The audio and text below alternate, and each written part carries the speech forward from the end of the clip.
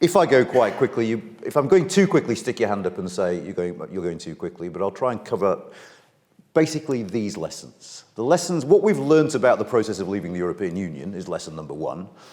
What we've learned about trying to govern a divided country is lesson 2. What we've learned about our system of governance is the third set of lessons, how our constitution works. What we've learned about trade, what we've learnt about ourselves, and at the end I'll speculate very briefly about what might come next in this Brexit saga, because you'll be delighted to know that whilst Brexit is done, it is nowhere near over. So first and foremost, there were lots of claims that leaving the European Union would be very, very easy. The easiest trade deal in history was one quote we heard. None of those claims were taken seriously by anyone who had the faintest inkling of how the European Union works. And indeed, to be honest, the Brexiters had it right all along. It was the Eurosceptics back in the 1990s who would say the European Union has wrongly inveigled itself into the nooks and crannies of national life. They were spot on. But because the European Union had done that, leaving it was always going to be a very, very messy, complicated, technical, time-consuming business. Think about it. There were some really serious issues to be sorted out from the get-go. Money. We had to figure out how much we owed. How you dealt with the question of the rights of EU citizens here and of UK citizens there. Some questions haven't actually been settled as yet, though there was a deal, and I'll come back to that. And, of course, we had to figure out how we wanted to coexist with the European Union into the future. So there was an awful lot to do, and that was made even harder by Article 50. The infamous Article 50 that set out a ludicrous 2-year timetable for getting all this sorted out, which was made even worse by the EU's insistence that the past had to be sorted out before the future. So the EU said, you can't talk about a future trade deal, you have to talk about resolving the issues of the past. The EU position wasn't entirely fair, because having said you've got to deal solely with the past, they then spent most of 18 months discussing the Northern Ireland Protocol, which was about the future. But no one accuses people of international negotiations of being consistent. You do what you need to do to get what you want. But Article 50 made what would have been a nightmare anyway even more difficult, and in Article 50, you will see talks about the constitutional processes in member states. There's a little hint of the fact that there are even more complicated issues apart from the negotiations themselves, which I'll come back to. Actually, as it turns out, the EU and the UK were pretty damn efficient. They figured out citizens' rights pretty fast. It's a complicated settlement. It had to be. You're talking about 5 million people. And what they came up with won't be perfect, and I'm sure we'll see court cases and you see headlines about people who feel they're being denied their rights and so on, but they came to an agreement. Money was even more striking. The UK basically caved on the money. After newspaper headlines intimating that this would be a deal breaker, the UK essentially agreed to what the European Union suggested. So those two big issues, they sort of underline, in a way, how unpredictable the whole Brexit process was, because the things that most experts, myself included, were thinking, oh my God, this is going to be a nightmare, they managed to sort out. What, of course, most people failed to see coming was that Northern Ireland took up most of the negotiations. And I'll come back to Northern Ireland in a bit more detail a bit later.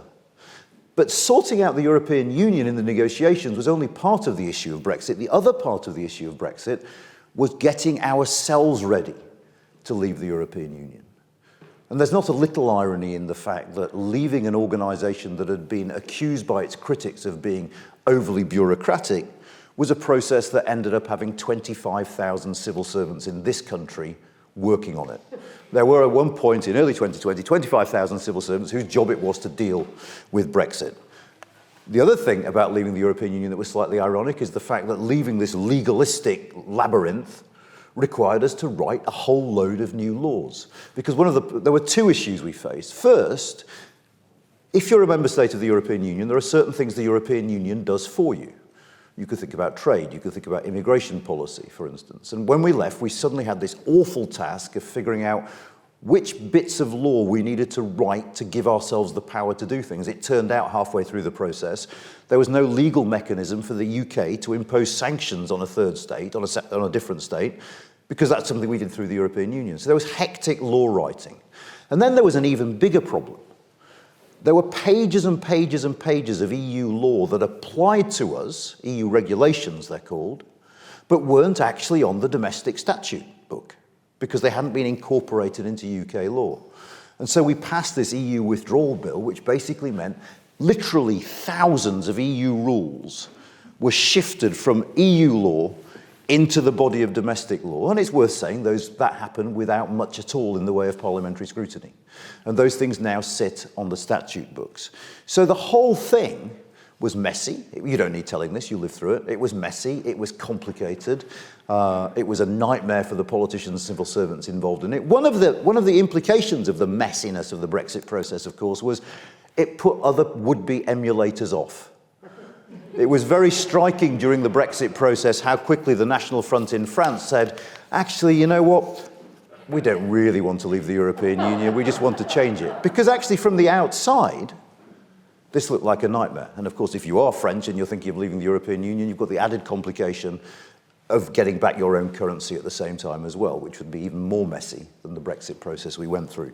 So that's number one, leaving is hard. Number two, the implications of what I've just said is, even with the best prime minister in the world, with the biggest majority we've ever heard of, Brexit would have been tough. Neither of those conditions helped. We're dealing with a prime minister who had her limitations that we're all aware of now, governing for much of the time without a parliamentary majority. There were two contextual things, I think, that made Brexit hard domestically. The first was that Theresa May was a Remainer. And what that meant was she spent much of the first year in office desperately trying to prove her Brexit credentials to the real Brexiters in her party, which is why at her conference speech in October 2016, she took such a hard line. She laid down those red lines about the European Court, about trade, about immigration, and so on. And actually, much of the history of her premiership was of her unsuccessful efforts to row back from those red lines in the face of opposition from those Brexiters she'd initially tried to woo. The second contextual thing about Mrs. May that I think really mattered is she became Prime Minister without the full leadership contest process. Because you remember, she was basically elected unopposed because her main opponents pulled out. And what that meant was the candidates didn't have to lay out their visions of Brexit, argue about them, and get their approval from both the members and the parliamentary party. If that had been the case, she would have enjoyed some legitimacy in saying, I won a contest based on this vision, so you lot are now honour bound to support it. There was none of that. No one had signed off on her vision. The other contextual thing which is absolutely crucial is Brexit isn't a thing. All right? The referendum was binary. We stay in or we leave. The day after we left, we suddenly woke up to the fact, what the hell does leave mean? There are all sorts of different ways in which we can leave the European Union. For economists, this summarises what is called the Condorcet paradox, which is when you have more than two choices, it is sometimes very, very hard for a majority to emerge in support of any of them. And I'll come back to that in a moment, because the fact that we had a slight majority for leave never meant we had a majority for any particular version of leave, because the British people and the British, our politicians split more than two ways. And so these divisions were there, and they existed at every single level. They existed in the cabinet, which, you think back to the days of Theresa May, the cabinet leaked all the time. Certain information couldn't be shared. The Treasury's economic forecasts couldn't be given to the cabinet in case it was leaked. So you had divisions at the very top of government, and if you want to sort of look at it comparatively, that vertical line, they represent the number of resignations from cabinet. And you see that is a competition in terms of sheer rapidity that Theresa May wins, hands down, okay? So you're dealing with a government which itself is very divided, and under the government you also have a political party that is very divided. I mean, it's easy to criticise Mrs. May, and she was far from perfect. But it would have been a struggle for anyone to get coherence from a political party in Parliament that consisted of Dominic Grieve and Marc Francois, where the dominant issue on the agenda was Brexit. So the parliamentary party was completely divided, which meant that party unity and party discipline went out of the window. And of course, on the other side, you have a Labour Party that spent most of its time fighting its own leader. So those days when party leaders could count on the support of their troops seemed to be a thing of the past. And then, if you look at Parliament as a whole, there was an absence of a majority there. Now, you can take your pick about which culprit you want to finger as the person who, failed us during the Brexit process. There are lots of potential culprits to choose from. One thing I would say, and one thing that is curious, is for all the talk about Brexit being the new division in British politics, is that actual traditional left-right politics in the end triumphed. By the end of the Brexit process, by the end of her time in government, Mrs. May had negotiated a Brexit deal that didn't really differ in any substantive respect from what the Labour Party were demanding. There was a customs union of sorts. There was a kind of single market membership, certainly for goods, to prevent that border in Northern Ireland. There was the possibility of extending this via membership in EU agencies. That was basically what Jeremy Corbyn was calling for.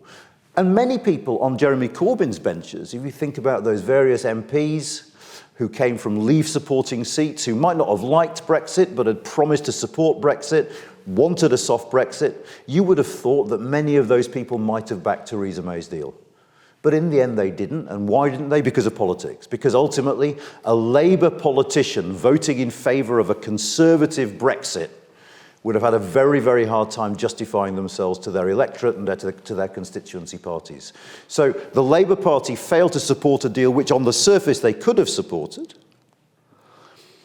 And what this leads to is Mrs. May's meaningful vote, so-called. So in her first meaningful vote, she has the biggest defeat a government has suffered in the House of Commons for 100 years.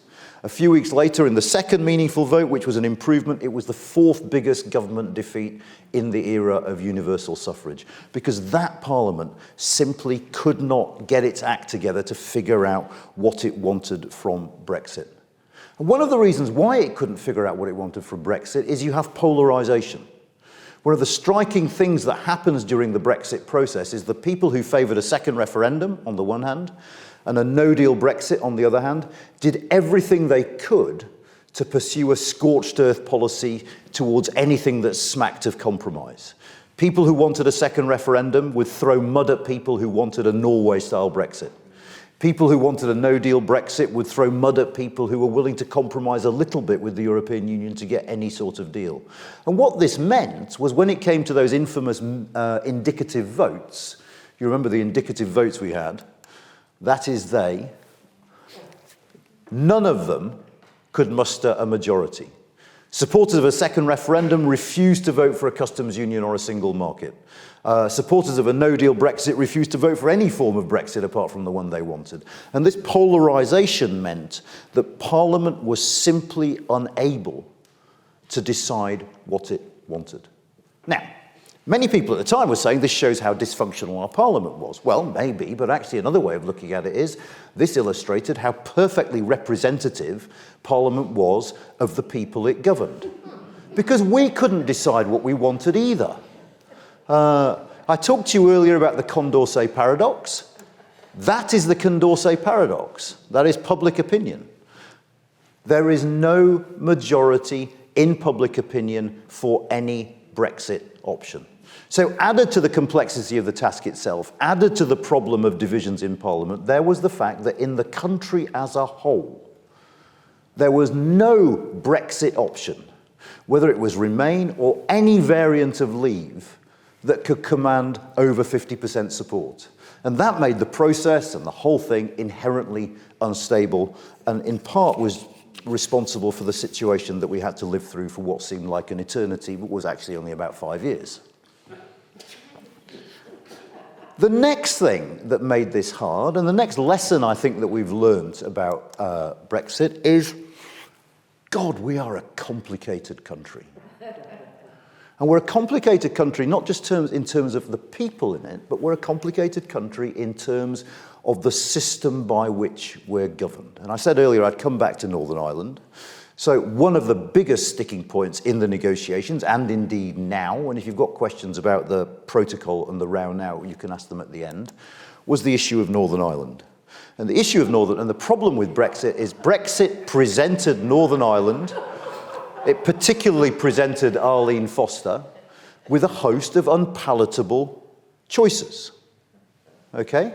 Because the issue with Northern Ireland is summed up in this diagram. This is the so-called Northern Ireland trilemma. Is if you want no Irish border, you can't, if you're leaving the single market and the customs union, you can't have a whole UK Brexit and no Irish border, okay? You can only have 2 out of those 3 at any given time. And that is the problem we're wrestling with. Because the Conservative Party wanted to leave the single market and the customs union. They also wanted no Irish border. They also, as Theresa May said, wanted a whole UK Brexit because, as she said, no UK Prime Minister can ever sign up to a deal which involves placing a border within the United Kingdom, okay? But she couldn't have all 3, so in the end she watered down the top one. She signed up to the backstop, which meant that really we weren't leaving the single market and the customs union as completely as her party liked. What Boris Johnson has done is sacrifice the bottom left. Because what he's agreed to is a Brexit whereby Northern Ireland alone remains within part of the single market in order to prevent the need for that border between the north and the south of Ireland. And that is why we're having that fight over checks in the Irish Sea at the moment, because there is a regulatory border between Great Britain and Northern Ireland, because Northern Ireland is part of the single market for some things, and the European Union says, if it's part of our market, we are going to check what comes into our market. We have the right to check things before they enter the single market. So that immediately creates a massive problem, and that is why Northern Ireland dominated the talks to the extent it did. But of course, it isn't only Northern Ireland that's complicated in our political system. I mean, Northern Ireland is the thing we talk about, but of course Brexit has unsettled a devolution settlement more generally. Why? Because that devolution settlement, even if we weren't fully consciously aware of it at the time, was based on the fact of EU membership. Being in the European Union meant Scotland could have different laws, but because they were in the single market and the customs union, we didn't notice. Because we were all bound by that overarching European Union law, which meant that borders essentially became less important. On top of that, because Scotland voted to remain, Brexit and the Brexit vote itself immediately caused tensions, and the UK government's approach to that tension, in terms of both style and substance, was combative. So in terms of style, this is the former permanent secretary at DexEU, a man who had many years' experience of working on questions of devolution, who was appalled, as he says here, by the way in which Number 10 dealt with the devolved governments. It didn't deal with them as if they were governments with their own legitimacy in their own right. So there was a stylistic error that served to ramp up feelings, particularly in Scotland, but to some extent in Northern Ireland. And I'll come back again to Northern Ireland in a minute on public opinion. But secondly, the government wound people up with substance too. The Internal Market Bill, which you've probably heard of at some point, is a bill that was put forward by the British government to prevent Brexit leading to the creation of the need for regulatory checks within the United Kingdom itself. Briefly put, if the Scots and the English now have different regulations for agricultural products, because we're not in the single market and under that blanket of EU laws anymore, someone's going to have to check those products. So the Internal Market Bill was a way of saying, actually, if any of the devolved governments accept something, it's fine to sell it anywhere in the United Kingdom regardless. So you can't keep English goods out of the Scottish market. You might say you've got higher standards, but it doesn't matter. Politically, this led to pushback from the Scots and the Welsh. Both of their assemblies refused to give consent to the Internal Market Bill because they said it was a power grab by Westminster, taking away from them powers that had previously been devolved to them. Now, this goes by the name of muscular unionism. The UK government basically saying, okay, we're going to take charge of this and everyone will eventually love us because we're going to be great. Now, what you see in that, the dark blue line is support for independence in Scotland. It's for a while at least, you get an increase in support for independence in Scotland. What's happening in Scottish politics, briefly, is this. You've had a process whereby Remain supporters who might have voted against independence in 2014 have become so enraged by the process of Brexit and the way that the UK government has behaved that they've switched to independence supporters. The reason why that gap is closing to a significant extent is because the opposite process has also happened. That is to say, Leave backers in Scotland. And I mean, it's easier to say the Scots are pro-Remain, but virtually precisely the same proportion of SNP voters voted Leave as the proportion of Labour voters who voted Leave. So there is a Leave community there. And what happens is a number of people who backed Leave in the EU referendum have become so enraged by the way in which Scottish independence and EU membership have become twins that they've switched sides in the Scottish independence debate. So this is where we are. Now, we shouldn't underestimate this, because if you think back to when the Scottish referendum campaign started, independence was at 25%. So we've come a long, long way since 2012. But there still isn't a settled majority in Scotland that is clear in favour of independence. And one of the things to bear in mind when thinking about Scotland, which will be one of the big issues for the future, is the fact that Brexit actually, in some ways, makes the task of the SNP even harder. Why? Because since the United Kingdom has left the single market and the customs union, if Scotland becomes independent and votes to join the European Union, there will, wait for it, have to be a border between Scotland and England. We will have the same debate we've had about the protocol and about Northern Ireland again, but about that border rather than the other one. And I suspect that at some level that's quite a hard sell politically, to tell people that actually stuff is going to have to be checked on the M6 or wherever it is. Well, precisely. I mean, it's sort of kind of unthinkable. But that is the challenge facing the SNP at the moment in the event that we have a referendum campaign, is that Brexit, if you like, has made the emotional case for independence stronger amongst some Scots, because it's like, bloody English have dragged us out of Europe against our will. But it's made the practical case slightly more complicated. Scottish independence would have been far, far easier if both England and Scotland were members of the single market and the customs union. Scotland's not the only place where attitudes have shifted. One of the closely guarded secrets about Northern Ireland, where if you look at the bottom two lines, a majority of both Labour and Conservative MPs do not think that the Northern Ireland Protocol is good for Northern Ireland. David Frost was fond of saying that the Northern Ireland Protocol is causing a crisis in Northern Ireland. But actually, if you look at the top line, what you'll find is a majority of people in Northern Ireland do think that the Northern Ireland Protocol is a good thing for Northern Ireland. So the Northern Irish are getting on with it. And their traders are adapting to the protocol. You're finding a massive increase in north-south trade at the expense of east-west trade. Okay? And it's not rocket science, is it? If you make east-west trade more difficult and you keep north-south trade the same, what's going to happen? You don't have to be a trained economist to figure out that you're going to get some trade diversion, okay? So, on the one hand, in Northern Ireland itself, there's a relatively high level of satisfaction with the situation around the protocol. One possible reason for that is this.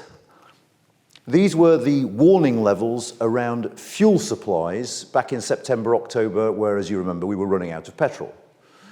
Only part of the United Kingdom that at no point was running out of petrol was Northern Ireland. Northern Ireland is in the single market. Okay?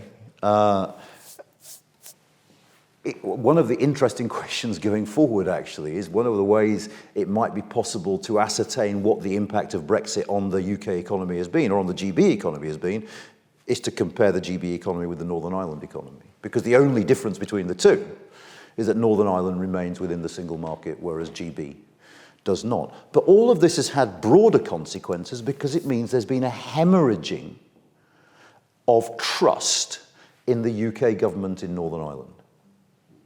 Okay? And this will have implications. I'm not saying there's going to be a border poll tomorrow. I'm not even saying there's going to be a border poll definitely.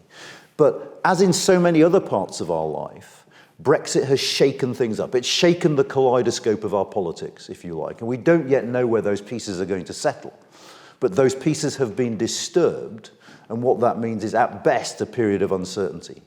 Pre-2016, I never thought I'd stand, well, pre-2016, I never thought I'd stand here. But I never thought I'd stand here and say, at the moment, it looks like Sinn Féin will be the biggest party after the Stormont elections in May. And that has massive implications for the future of our union, for obvious reasons. And the final thing about our constitution that Brexit has made us think about, you remember all these various newspaper headlines after the various court cases we've had, is the relationship between politics and law. Because one of the things the European Union did that we didn't really think about at the time was it provided us with a form, if you like, of quasi-constitutional law. We don't have a codified written constitution. So we don't have what other countries have, where you have a document that says, here are certain rights, and those rights can't be tampered with by a simple majority in Parliament because they are constitutional rights. You got that here as a member of the European Union because some rights, environmental standards, workers' rights, were enshrined in EU law. And what that meant was a simple vote in Westminster couldn't overturn them. You needed to have a qualified majority of member states to overturn them. So certain things were enshrined. All of a sudden, now we've left the European Union, nothing is enshrined. Okay. Now, there is scope and a need for a sensible debate about whether, and if so, why, certain areas of life, whether it's human rights or environmental standards or workers' rights, should be beyond the reach of our democratically elected representatives. It's not, for me, obvious why certain bits of public policy shouldn't be amended by a simple majority in Parliament, whereas others should. But it is something we have to start thinking about, because absent the European Union, we simply do not have the constitutional wherewithal to say, here are certain things we really shouldn't touch. Or here are certain things, if we're going to touch them, we need bigger majorities or different majorities or a different process. At the moment, Parliament can change any law it wants by virtue of a simple majority. And that has fundamentally changed the nature of our system, the nature of the way we're governed, and that has profound implications. And it worries me sometimes that, so much has happened, as I hope you're getting the idea about, because of Brexit, that we haven't really begun to think through or debate so many important things that we need to rethink. So that is the Constitution.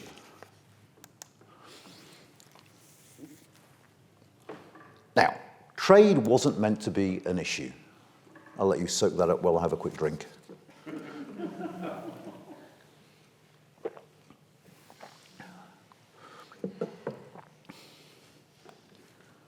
As it turns out, that's not what happened.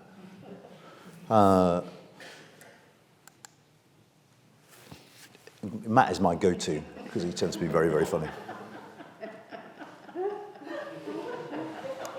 We've been on a learning process, what on the X Factor they would call a journey, when it comes to figuring out our relationship with trade and what trade means to us. And it's not just us. I remember back in 2017 or 2018, and one of the things about COVID is my sense of time has completely gone.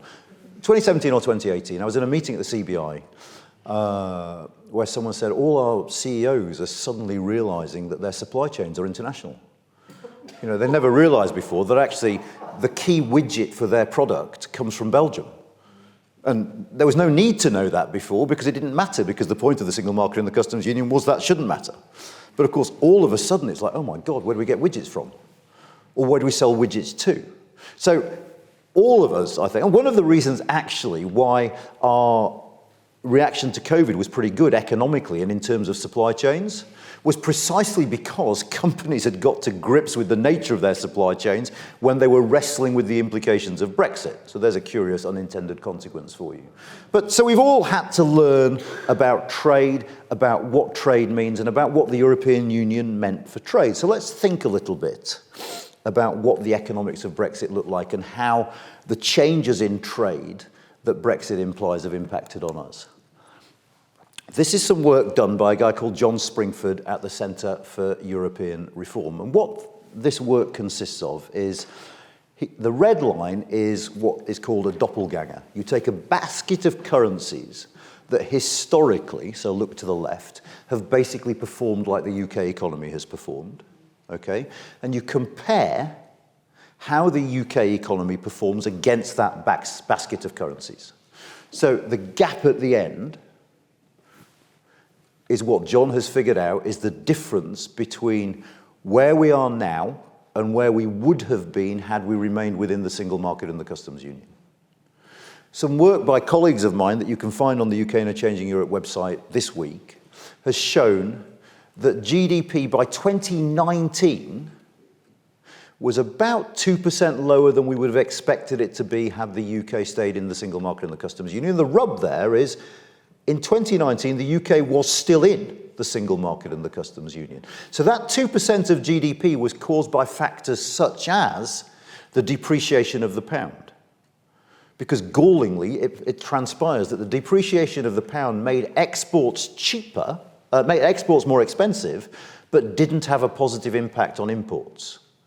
In parentheses, one of the reasons why there isn't that simple relationship between exchange rate and exports and imports is many of the things we export are made up of parts that we import. Okay, so the bits that we import to make the stuff that we export have become more expensive, so actually you're not going to get that benefit of those changing exchange rates. But the point is, as far as a lot of economists are concerned, even before we'd left the single market and the customs union, Brexit was having a negative impact. The other obvious reason why Brexit was having a negative impact was, while there was uncertainty, firms were, understandably enough, very reluctant to invest huge amounts of money in the UK economy. Because actually, the terms via which we trade with our nearest and largest trading partner are something that most firms are quite interested in knowing before they commit millions of pounds to investment in plant. So that's the first thing. In terms of the future, this was our forecast of the impact of the Brexit deal that Boris Johnson signed. The numbers are big. But the numbers are big for a simple reason. I'll come back to some more explanation about those numbers in a minute. But basically, Brexit is many things, but one of the things Brexit is a process of making trading with the European Union slower, more difficult, and more expensive. And as I said, in the case of the east-west and north-south borders in Northern Ireland, if trade becomes harder, there's going to be less of it. If there's going to be less of it, that has an impact, on the top bars, on our domestic economy. Because trade impacts on how our domestic economy works. Now, if we want to dig into that a little bit, this was the Treasury forecast from 2017, and it looks a bit grubby because it's a photocopy of the thing that was leaked to BuzzFeed, because after the Treasury did these forecasts, they decided that no one should see them. The negative bit, so underneath the 0%, the negative impacts of Brexit. The main negative impact of Brexit are those bits, the diagonal blue lines, non-tariff barriers. That is to say, administrative requirements, rules of origin requirements, paperwork, customs checks, all those sorts of things. Not tariffs, but all that admin rubbish makes trade more expensive, makes it less efficient, makes it more costly. What the trade and cooperation agreement that we signed with the European Union does is it removes tariffs. But tariffs are a relatively small part of the problem of trading from outside the European Union. So in a sense, it's the non-tariff barriers that are key to the problems that exporters and importers are facing. And actually, bear in mind, they're not facing all the problems they were going to face yet, because the British government only in July will put in place the final checks that are needed on things coming from the European Union. The other interesting thing about this is if you look above that line, there are two things. The black bit is what the Treasury thought we could gain via regulatory independence. Not in the European Union, we can tailor the regulations that govern our economy to our specific circumstances, and that should make us more effective and more efficient, make our economy work better, yes, but not by much. The other bit above the line is the Treasury's forecast of the positive impact of trade deals with every single one of those countries at the bottom. Okay? So yes, we can sign trade deals. We've started to sign trade deals. But we shouldn't expect trade deals with countries at the other side of the world to come anywhere near compensating for the economic impact of making trade harder with your nearest neighbour.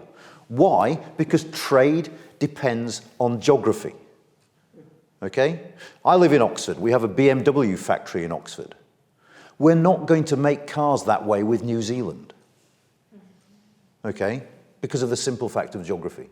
So geography matters in trade, and that is why all these trade deals that Liz Truss and now Anne-Marie Trevelyan might be signing have use. They're good, building good political relations. There are geopolitics at stake, the rise of China and all that. I'm not saying for a moment it's not worth it. It absolutely is creating friendships and alliances around the world because we live in a very uncertain and threatening world. But don't think about them in terms of making up economically for the economic impact of Brexit. And if you want to put the economic impact of Brexit into some sort of context, well, actually, let's do this first. I've got that wrong, sorry.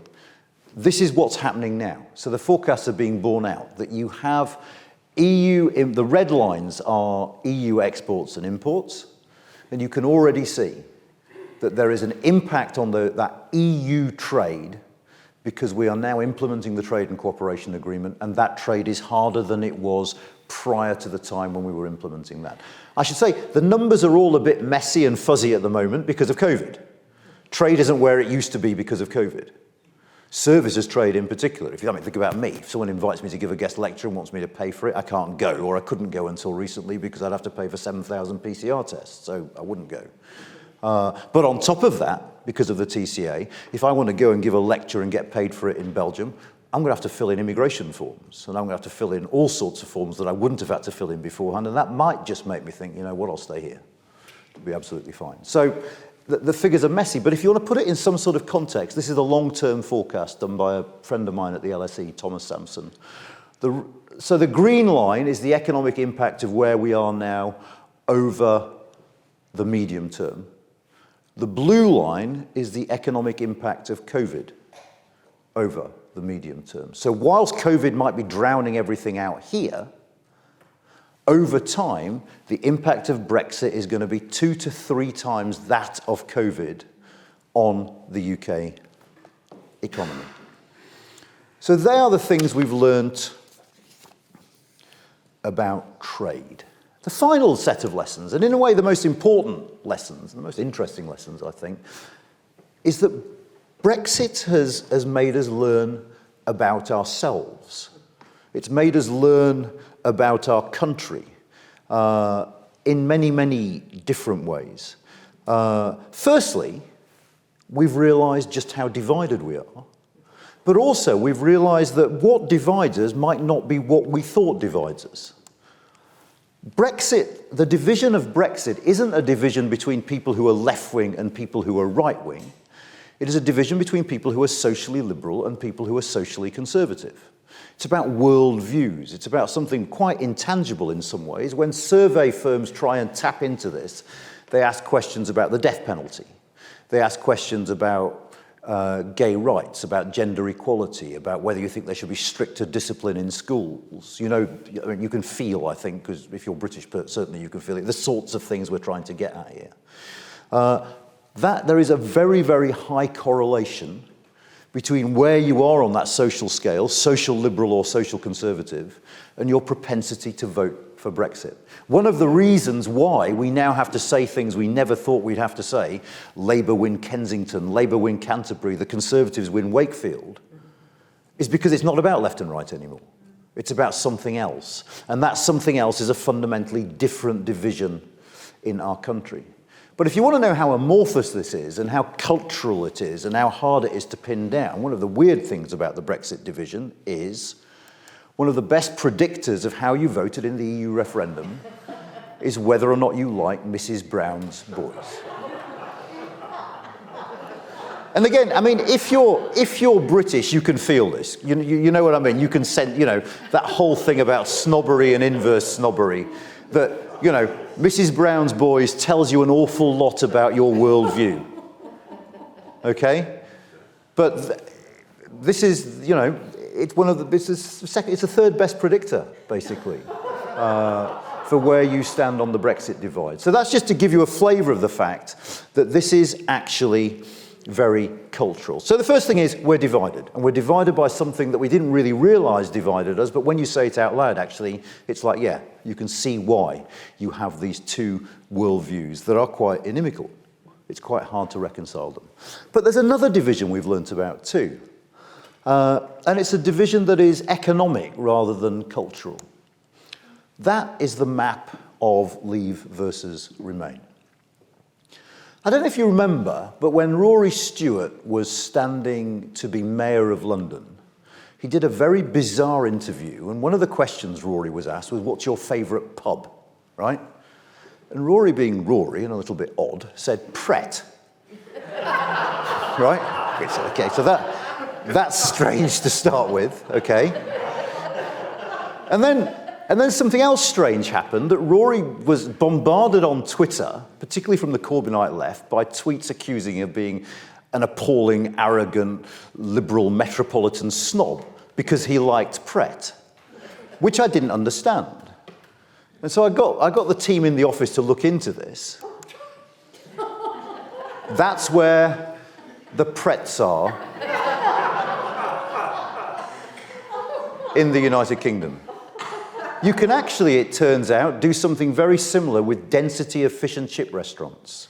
There is a very strong correlation between the density of fish and chip restaurants and Brexit vote. But there's equally a very strong correlation between where Prets are and Remain votes. You can understand from this why Rory wanted to be mayor of London, because in his constituency in the Lake District, he had like a 20-hour walk to the nearest Pret, whereas obviously as mayor of London, it would be relatively easy to get to his favourite pub.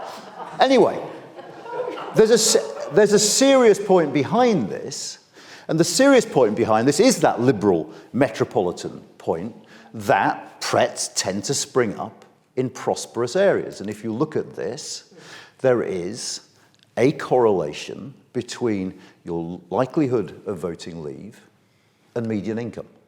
That is to say, in general, and on top of other factors, age and education clearly were fundamental to this, which takes us back to Mrs. Brown's boys. Income was another predictor of how you voted in the Brexit referendum.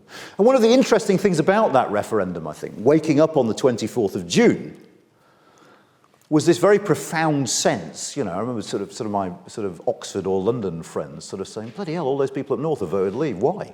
What's up with them? You know, people noticed the north. I remember friends of mine in Yorkshire saying that for weeks after the referendum, you could barely move for tripping over BBC journalists who'd gone up there to figure out, you know. There were all these sort of wry jokes on Facebook that David Attenborough would pop up in Hartlepool doing a natural history on the sex life of someone in the north and the mating behaviour of the Leaver. But there was this real sense that actually the country was awakened to bits of itself that it hadn't paid any attention to beforehand. Okay, and one of the things we've come to realise is this is a very unequal country. It's a country where there are real acute regional disparities. Look at that. It's a comparison between the scale of difference between the richest and poorest regions across countries. Okay?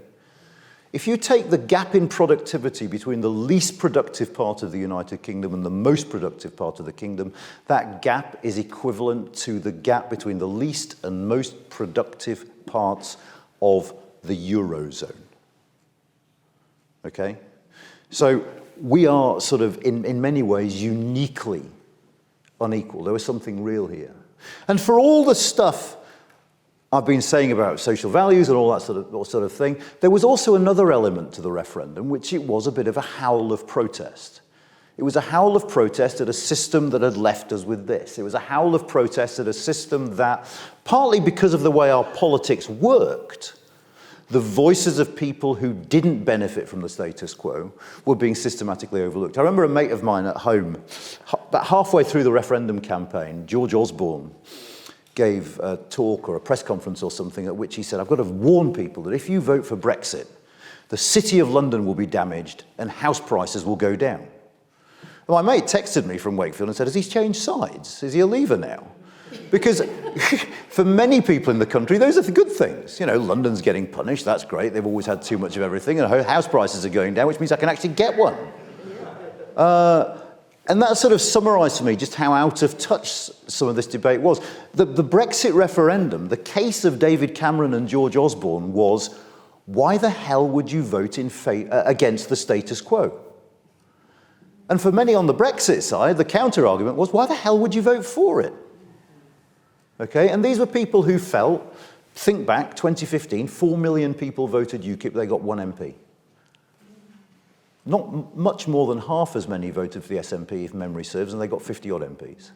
So these were people who felt not just on the receiving end of economic policies that had left them systematically disadvantaged, but also in a position where their voices weren't being heard via the political system either.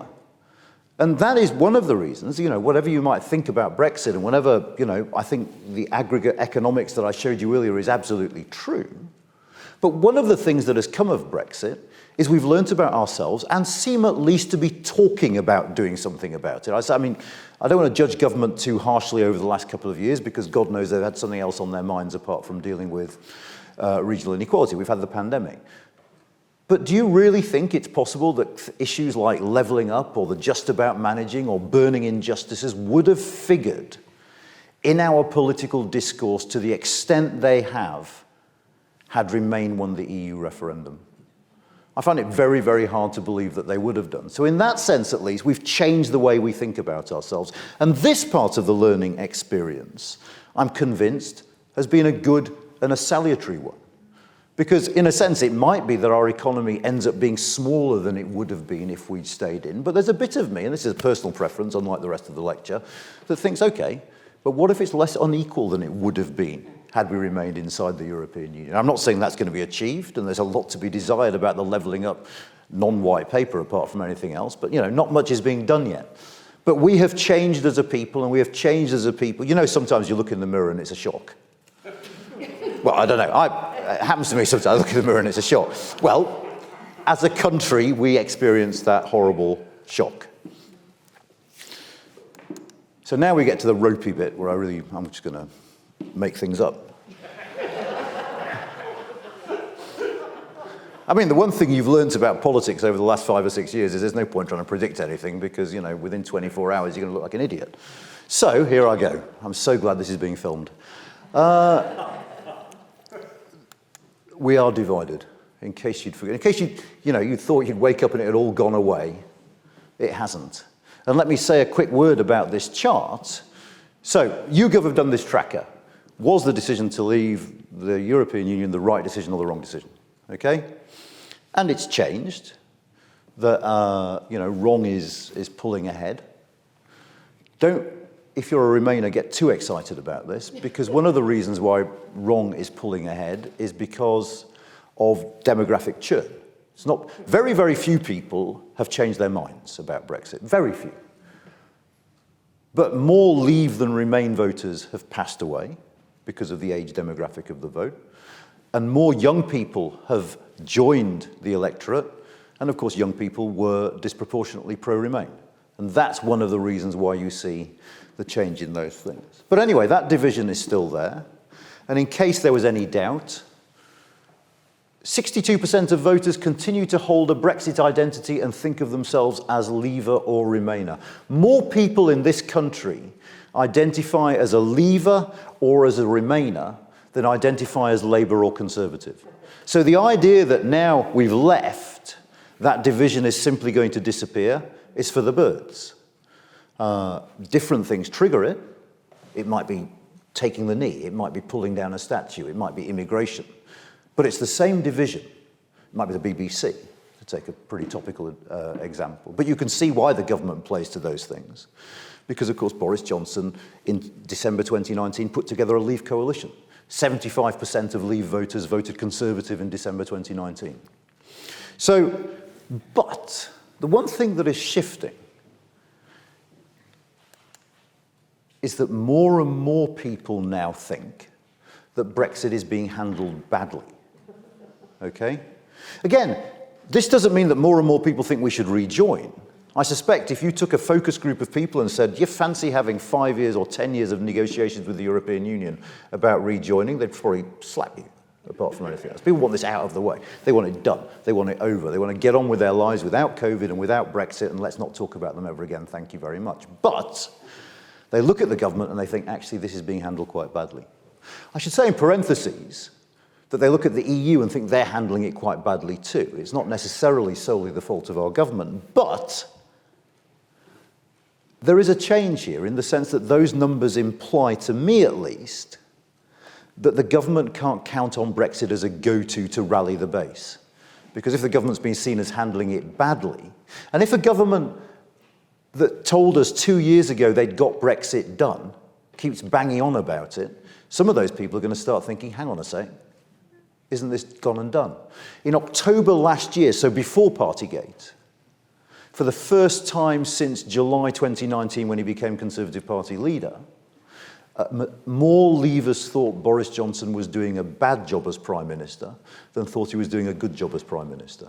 So one way of looking at this is that competence and economic management and things like this are starting to shade people's view, the left-right stuff again, in a way that they didn't when we were in the heat of the Brexit process. And one possibility is, this is the Ipsos Mori Salience Index, where they ask people what the biggest issues facing the country are.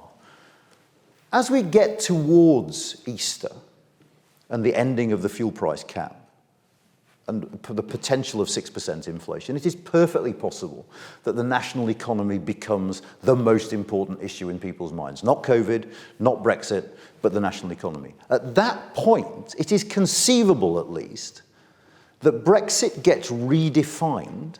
And this partly depends on how clever the Labour Party is. But Brexit gets redefined not as a cultural issue, but as an economic one.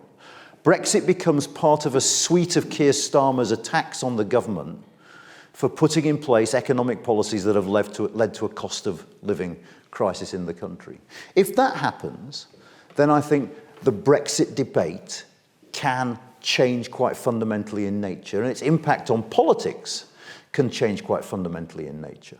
Whatever happens, though, and I think if you think back to those slides about existing divisions in the UK public, the fact is, and I'm sorry if this isn't what you want to hear, that one way or another, in one guise or another, Brexit is going to continue to haunt our lives in practical terms and in political terms for many, many years to come. Thank you. I'm going to start with the question online that has got the most number of votes, which is, what is the impact on our young people in not having unfettered access to work opportunities in European countries? I think the question's, in a sense, the question answers itself. It's closed off opportunities for our young people. We wait and see for what will happen with the so-called Turing scheme, which the government's brought in to replace Erasmus for university students. It's mixed. People can still travel. You can still travel to European countries easily, so there's no problem about going on holiday. It's when you're going to do paid work that it becomes more difficult, and in that sense, yes, certain opportunities are not going to be there as easily as they were when we were a member state of the European Union. Equally, we can look at it the other way, because for me, one of the things that's happening that is real cause for concern is the government announced that it would no longer accept EU identity cards for travellers coming from the EU here. Lots of people in the European Union only have identity cards and don't have passports, particularly young people. And what we're starting to see already is a massive drop-off in the number of school trips from EU member states to this country, and I think that's a shame. So much to talk about a number of things you said. With a positive view of things, which is the reason why I voted for Brexit, not anti but pro, on a number of things, the freedom, the reploughing of the soil, if you like, and that fertility. Where you said about the North and that imbalance, let's call it. In many dynamics, you could see that an organism is as strong as its weakest part. And if we've got a large part which is weak, then with a positive view, if that equality equals out, then are there forecasts of what then that stronger overall organism, if you like, could go to? Because in theory, we're more capable then of higher and broader things longer term. Does that make sense? Yeah, it does, but I'm not sure about economic forecast per se, but I mean, intuitively, common sense tells you that if some of the areas in this country that aren't productive, where productivity rates are very low, that aren't economically successful, if we can tap into the talent there and make them economically successful, we will all benefit. I mean, think about kids and education. You know, your life chances are determined to a degree that is scandalous in the 21st century by where you're born, okay, in this country. If every kid had the opportunity to go and have a world-class education and to go to university if they wanted, okay, and to achieve their full potential, the country as a whole would benefit. I mean, the country would be a better country if all the best people could accomplish their potential. At the moment, because of these socioeconomic differences, that's not the case. Actually, what you said about the soil made me say one thing. The aggregates, I mean, I'll stand by the aggregates I've given you in terms of economics, but there are some policy areas where we should absolutely be able to do things infinitely better out of the European Union than we could in it. And one area where we're doing it, I think, at the moment is agriculture, where actually the new system of subsidising agriculture, which is based on providing public goods, like environmental goals, rather than on simply producing more and more, which is the EU incentive scheme, is far superior. So I wasn't trying to imply in any way that there aren't things that we could gain from. All I'm saying is in terms of the net economy, don't expect it to make us more prosperous, but it might make us do certain things in certain areas better. And I hope actually on the levelling up, that is one of those areas. Will the Northern Ireland Protocol survive? Oh, it's a good question. I mean, I could just toss a coin. It is, I mean, at the best of times, it's hard to know. And this really isn't the best of times. We don't know who's going to be Prime Minister in 2 months' time. And ultimately, the fate of the Northern Ireland Protocol depends on what the Prime Minister decides. And one of the reasons why I couldn't have answered that question in November or December was for everything that David Frost said, there was a sense that ultimately the Prime Minister would decide. Article 16 and suspend the thing, or sign up to it with compromises. Boris Johnson needs to make his mind up. He's given very little, I mean, he said in Parliament today, in PMQs actually, that the EU was implementing the protocol in an insane and pettifogging way, I think were the words he used. So it shows that he's still willing to fight over this. But whether he ultimately will compromise, I just don't know. I'm not convinced he knows as yet, because I suspect he's got other stuff on his mind this evening than the Northern Ireland. So I'm not sure he's giving it much time of day at the moment. My sense is, it was always the case that people said there's a deadline for getting this done, which is March, because in March the campaign starts for the Stormont elections in May. I suspect we're going to miss that deadline, and as soon as we miss that deadline, then actually everything gets put on hold until after those Stormont elections in May. Then if you end up with Sinn Féin as the biggest party, you've got a whole new political landscape to deal with, and the things get, if anything, slightly more difficult rather than less. You cover it slightly when you mention social issues, but what do you think was the impact that Brexit had, or possibly still does have, on xenophobia within the country? On? Xenophobia. Well, it's a really interesting question. There was definitely, I mean, the police records seem to indicate that there was a spike in racist incidents after the referendum, and I'm willing to believe that that was the case. But if you look at the aggregate data of public opinion, what you've found since the referendum is, one, immigration has dropped down the list of issues of salience to the British public in a way you could not believe. I mean, just think about it. I mean, we didn't think about it enough at the time. In 2017 and 2019, in those elections, we never, ever mentioned immigration. When's that been true? I mean, not since 2001, probably. Immigration has always been in the top 2 or 3 issues. So that's the first thing that happened. The other thing that's happened that's probably more striking is, since the referendum, the views of the British public on immigration have become more positive in terms of both its economic and its cultural impact. There has been a liberalisation of UK public opinion on immigration since the referendum. That's continued through COVID. There are other reasons related to COVID, I think, that might explain why it's been continuing or even strengthening during the pandemic. But this throws up an interesting question, doesn't it? On the surface, if you just look at it sort of simplistically, freedom of movement is weird. Freedom of movement is weird because it means that your government no longer controls who comes into your country. Okay? And that, compared to other parts of the world, is a strange situation. It may be that actually, because the UK government now controls who comes into this country, people are more relaxed about it.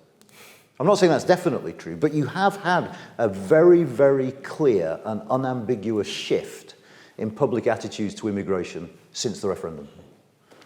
Well, Professor Menon, I'm sure we could go on all night with this fascinating debate, but I'm afraid we have to draw it to a close, and we'd like to thank you very much for a tremendous lecture. Thank you. Thank you very much.